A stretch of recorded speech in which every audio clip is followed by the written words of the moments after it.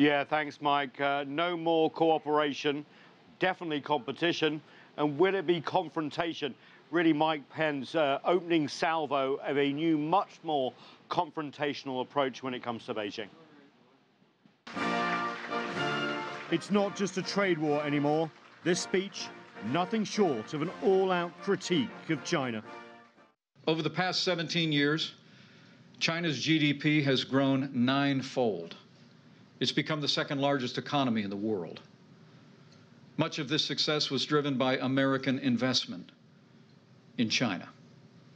And the Chinese Communist Party has also used an arsenal of policies inconsistent with free and fair trade, including tariffs, quotas, currency manipulation, forced technology transfer, intellectual property theft, and industrial subsidies that are handed out like candy to foreign investment. These policies have built Beijing's manufacturing base at the expense of its competitors, especially the United States of America. The US Vice President also went after China's actions in the South China Sea and its so-called debt diplomacy in Africa and Asia. While reiterating Washington's adherence to the One China policy, Pence called out Beijing for convincing 3 Latin American nations to recognize Beijing as the legitimate and sole government of China, not Taipei.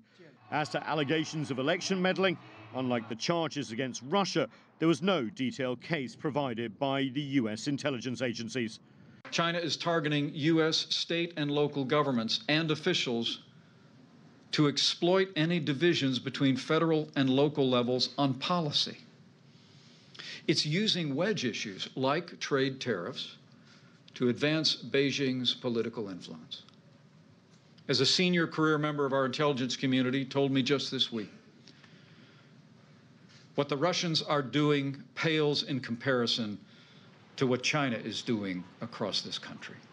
Pence did single out a 4-page advertisement placed in an Iowa newspaper, the Des Moines Register. The supplement, clearly labeled as being paid for by China Daily, an English-language Chinese newspaper, contained features discussing opposition to US trade policy regarding tariffs. Many other countries, including US allies like Saudi Arabia, Israel and others, have used similar techniques while lobbying US public opinion. Before Pence's speech, China's ambassador to the US, Shui Qiankai, gave an interview to US National Public Radio, saying in part, "Our two countries together with other countries are faced with so many common challenges, the so-called global challenges or global issues, and no country can really handle all these things by itself. We have to cooperate whether we like it or not. There is a growing mutual need and a common interest." One of the other things that Ambassador Shui said in that is it was very difficult to get a handle on the Trump administration because minds would be changed all the time. You don't know who to negotiate with. And we kind of saw this with the allegations too. A day before Mike Pence gave that speech, we had Kirstjen Nielsen, the Homeland Security head, basically saying at a cybersecurity conference, I'm going to read you this, that China's efforts to date are traditional, nebulous forms of foreign influence, really sort of playing down what the president and vice president said.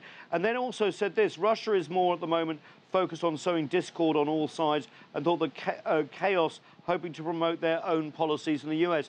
And she actually said less than a month out, basically, from the election, or about a month out, that there had been no tampering with any of the process by Russia or China as well. So just 24 hours before this sort of blistering attack on China and its influence here in the US, we see the cabinet of the president basically saying different things at different times. But hey, we're kind of used to that.